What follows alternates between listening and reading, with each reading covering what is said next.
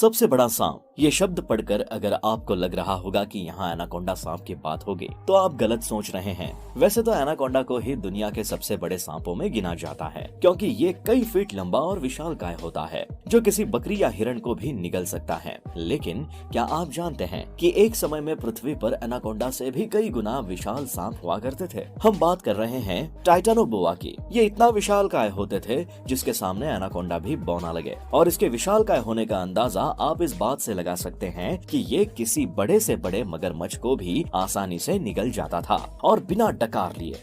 अगर आपको यकीन नहीं हो रहा तो वीडियो को एंड तक देखना, पता लग जाएगा। लेकिन उससे पहले अगर आपने वीडियो को लाइक नहीं किया है तो फटाफट से कर लीजिए और चैनल पर नए हैं तो सब्सक्राइब करके बेल आइकन प्रेस जरूर कर लें। डायनासोर के काल में पाए जाने वाले टाइटानोबोआ नाम के सांप को धरती पर मौजूद अब तक का सबसे बड़ा सांप माना जाता है। ये बहुत विशालकाय हुआ करते थे, इसी वजह से इसे मॉन्स्टर स्नेक भी कहा जाता है। टाइटानोबोआ दुनिया का सबसे बड़ा सांप था। लेकिन क्या आपको टाइटानोबोआ के आकार का अंदाजा है? आपको बता दें कि कोलंबिया के ला गुआजिरा कोयला खदानों में मिले टाइटानोबोआ सांप के आकृतियों के विश्लेषण से इसका आकार चार्ट बनाया गया है। आपके होश उड़ जाएंगे जानकर कि ये सांप करीब 43 फीट लंबा होता था। अगर आज के एनाकोंडा का औसत आकार 15 से 20 फीट ही होता है, यानी टाइटानोबोआ एनाकोंडा से 2 गुना से भी काफी लंबे रहे। आप इसी बात से अंदाजा लगा सकते हैं कि टाइटानोबोआ का आतंक कितना रहा होगा और इसकी चौड़ाई सुनकर आपके कान खड़े हो जाएंगे। इन सांपों के व्यास करीब 3 फीट थी।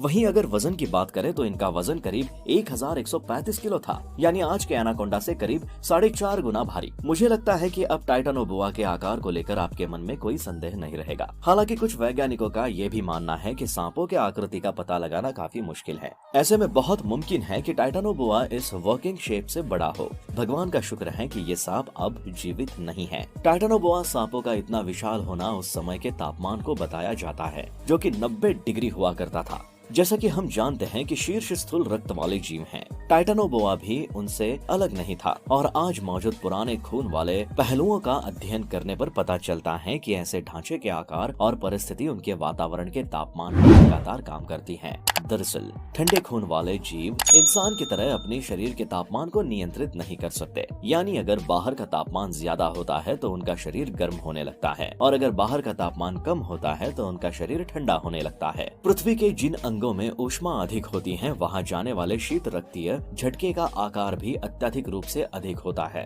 और वे अत्यधिक क्रियाशील भी होते हैं। अगर हम इसे पृथ्वी के ग्लोब से समझने की कोशिश करते हैं तो हम देखते हैं कि दुनिया के सबसे पुराने रक्त वाले जीव निशान के आसपास रहते हैं, क्योंकि यहाँ तापमान सबसे अधिक होता है। जैसे जैसे हम सूर्य रेखा से और दूर जाते हैं, तापमान गिरता जाता है और इसलिए ठंडे रक्त वाले जीव का आकार छोटा हो जाता है। वैज्ञानिक मत के अनुसार टाइटानोबोआ मॉन्स्टर स्नेक लगभग 60 मिलियन वर्ष पहले हुआ था और ये लगभग 5 मिलियन वर्षों तक पृथ्वी पर राज करता था। इस समय अवधि को पैलियोसोल काल कहा जाता है। वैसे तो माना जाता है कि डायनासोर के समय सभी विशाल जीव जंतु 6.6 करोड़ साल पहले धरती पर उल्कापिंड गिरने की वजह से मारे गए थे। लेकिन साल 2018 में अमेरिका के कुछ वैज्ञानिकों ने टाइटानोबोआ सांप के आज भी जिंदा होने का दावा कर सबको चौंका दिया था। वैज्ञानिकों का मानना है कि दुनिया की सबसे बड़ी नदी अमेज़न नदी में ये दैत्य रूपी जीव आज भी कहीं कहीं रह रहा है। वैज्ञानिकों की माने तो इस सांप का नाम टाइटैनिक जहाज के नाम पर रखा गया था, इसलिए इसे टाइटानोबोआ नाम दिया गया। जी हाँ, क्योंकि ये टाइटैनिक जहाज के समान बेहद बड़ा और विशालकाय था। ऐसा माना जाता है कि ऐतिहासिक काल में मौजूद सभी सांपों में ये सबसे विशालकाय सांप। ये सांप भी अमेज़न के जंगलों में विचरते थे। अगर टाइटानोबोआ की साइज की बात करें तो ये सांप करीब 13 मीटर यानी लगभग 43 फीट लंबे हुआ करते थे और इनकी चौड़ाई हुआ करती थी लगभग 3 फीट। वहीं अगर इनके वजन की बात की जाए तो ये करीब 1100 किलोग्राम भारी हुआ करते थे। हालांकि कुछ वैज्ञानिकों का ये भी मानना है कि टाइटानोबोआ इससे भी बड़े होते थे।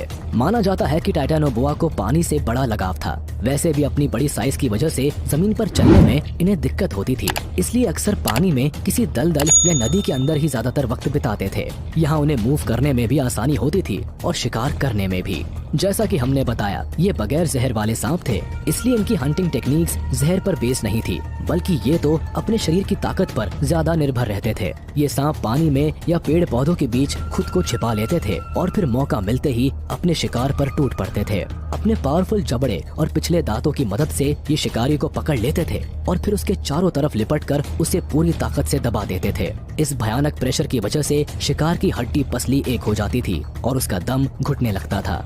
थोड़ी ही देर में दम घुटने या हार्ट बीट रुकने की वजह से उसकी मौत हो जाती थी। जब शिकार दम तोड़ देता था तो ये अपना बड़ा सा जबड़ा खोलकर उसे पूरा निकल लेते थे। इसका शिकार करने का अंदाज सचमुच बड़ा भयानक था। बड़े आकार का होने की वजह से इन्हें ज्यादा खाने की जरूरत पड़ती थी और ये ज्यादातर वक्त पानी में बिताते थे। ऐसे में इनके शिकार भी मेनली ऐसे मरीन क्रिएचर्स होते थे जो साइज में बड़े होते थे। बड़ी मछलियाँ, रेप्टाइल्स और उस समय के बड़े बड़े मगरमच्छ इनके शिकार में शामिल होते थे।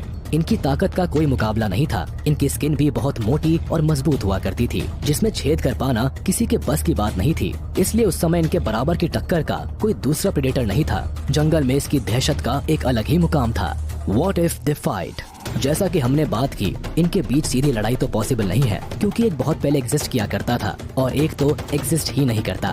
मगर हम इनकी ताकत का कंपैरिजन कर सकते हैं। साइज के मामले में स्कल क्रॉलर टाइटेनोबोआ से लगभग 5 गुना बड़े हैं। ऐसे में किसी वयस्क से इनकी तुलना करना बेमानी होगी। हमें किशोर स्कल क्रॉलर को टाइटेनोबोआ से भिड़ाना चाहिए। मगर मेरा ख्याल है कि बच्चा स्कल क्रॉलर भी टाइटेनोबोआ को भारी टक्कर दे सकता है। टाइटेनोबोआ की कुंडली मारने की कला का तोड़ इसके पास इसकी पूंछ के रूप में है। मजबूत जबड़े और नुकीले दांत के मामले में तो दोनों बराबर हो सकते हैं, मगर स्कल क्रॉलर के पास धारदार पंजों का एक्स्ट्रा एडवांटेज है। इसके अलावा पानी में भी टाइटेनोबोआ को कोई खास फायदा नहीं होने वाला क्योंकि स्कल क्रॉलर भी पानी में सरवाइव कर सकते हैं। भाई अगर किसी तरह ये टाइटेनोबोआ को जमीन के अंदर खींच ले गया तो फिर तो टाइटेनोबोआ का बचना लगभग असंभव है। इसके अलावा स्कल क्रॉलर अपनी लंबी और लचीली जीभ से भी हमला करने में माहिर है, जिससे बचने का कोई उपाय टाइटेनोबोआ के पास नहीं है। इस सारी बातों को ध्यान में रखकर हम इस नतीजे पर पहुंच सकते हैं कि स्कल क्रॉलर टाइटेनोबोआ को पटक पटक कर मारेगा, यानी टाइटेनोबोआ की हार लगभग तय है। खैर ये तो हुई हमारी बात। आपको क्या लगता है कि इन दो खतरनाक जीवों में कौन जंग जीत लेगा और किसे मौत की गोद में सोना पड़ेगा? आप अपनी राय मुझे कमेंट बॉक्स में बता सकते हैं। साथ ही अगर आप सोचते हैं कि टाइटेनोबोआ के कोई चांस है इस मुकाबले को जीतने के, तो आप हमें कमेंट के जरिए बता सकते हैं कि टाइटेनोबोआ कैसे जीत सकता है। हमें आपके कमेंट्स का इंतजार रहेगा। चलिए आज के वीडियो में बस इतना ही। उम्मीद है आपको वीडियो पसंद आई होगी, तो हमारे इस वीडियो को लाइक कर दे और अगर आपने अभी तक हमारे चैनल को सब्सक्राइब नहीं किया तो तुरंत कर दे और बेल आइकन को भी प्रेस कर दे ताकि हमारी नोटिफिकेशंस आप तक जल्द से जल्द पहुंच जाए।